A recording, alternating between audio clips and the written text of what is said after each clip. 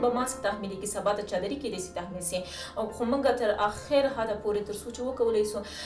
خپلې مبارزې ته دوام ورکوو او هېڅکله نه شاته کیږو خو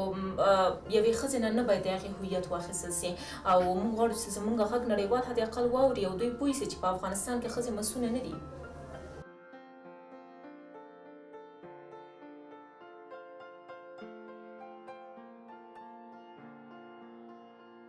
واقعا خفګان موجود دی ولې ژړا هغه د حل لار نه ده چې موږ باید نړیوالو ته یې ورسوو یا هم اسلامي امارت په دې باندې هغه وکړو چې د دوی د فرمان په اساس باندې موږ دومره کمزوري شوي یو چې موږ اړ شوي یو چې باید وژاړو. داسې ده زه دا مسله واقعا ردوم او هېڅکله به زه د دغه فرمان پر وړاندې هېڅکله نه ژړا وکړم خو تر خپل حد او تر خپلې کوشش پورې به خپله مبارزه وکړم او د نورو نجونو دپاره د افغان نجونو دپاره به یو غږ واوسېږم.